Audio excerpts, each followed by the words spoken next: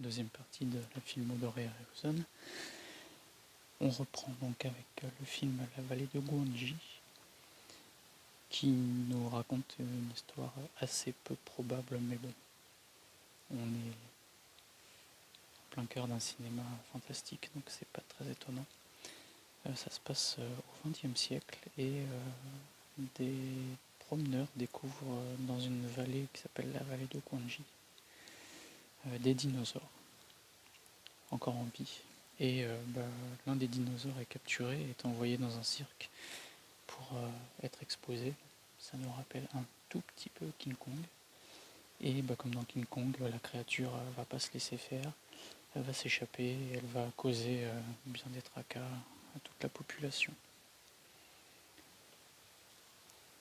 Les monstres sont super bien réalisés, franchement topissime.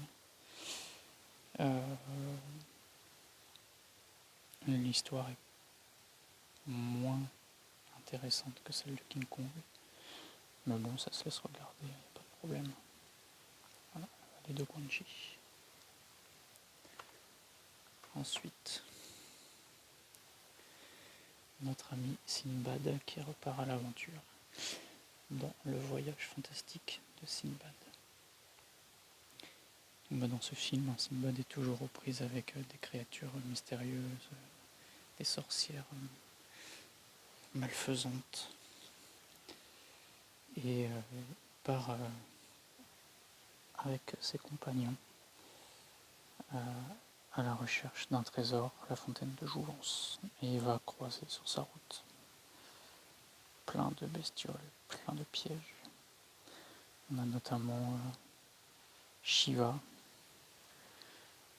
des oiseaux gigantesques, une créature mi-singe,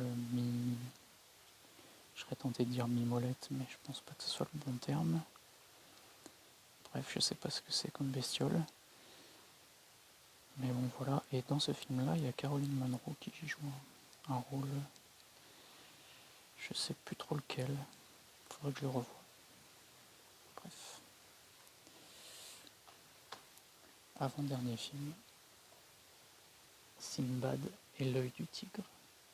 C'est la dernière aventure de Sinbad le marin. L'héritier du trône a été transformé par une sorcière en singe. Et Sinbad part à la recherche d'un remède pour lui redonner forme humaine. Donc, comme à son habitude, il va croiser des monstres, des sorcières. Il va vivre une aventure fantastique. De toute façon, les trois Sinbad, c'est plus ou moins tout le temps la même chose. Sorcellerie, magie, créatures mythiques, monstres. Voilà, génial. Voilà, on voit le singe, effectivement, il serait temps qu'il reprenne enfin, c'est pas lui, il serait temps qu'il reprenne une forme humaine. Voilà. Et enfin, le tout dernier film sur lequel il a travaillé, c'est Le Choc des Titans. Alors c'est la version 1981, c'est pas la version de Le Terrier.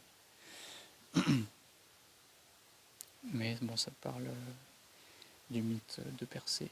Donc à nouveau des créatures mythiques. On voit Pégase, on voit un loup à deux têtes, un scorpion géant. Bref, encore une fois, c'est du Harryhausen tout craché. Mais malheureusement, j'ai pas encore eu l'occasion de voir ni ce film-là, ni le remake, ni la suite du remake. Bien, j'en ai terminé avec cette présentation. Si je devais ne garder que 3 titres, je pense que le premier Sinbad, ça y est pas photo. Qu'est-ce que je pourrais dire d'autre?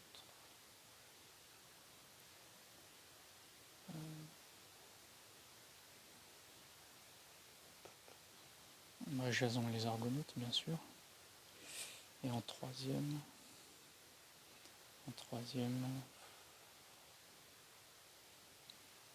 bon allez, 1 million d'années avant Jésus-Christ pour le magnifique rôle de Raquel Welch. Voilà, j'en ai terminé avec la présentation des films sur lesquels Ray Ozone a travaillé. J'espère un jour me choper le reportage que Mad Movies a fait. Je crois que toi tu l'as, il me semble. Il ne doit pas être très compliqué à trouver, mais j'ai tellement de choses à acheter que j'en ai pas fait une priorité, mais bon, pourquoi pas. Voilà, écoute, je te dis à plus tard dans une prochaine vidéo dont le sujet sera surprise. A plus, salut.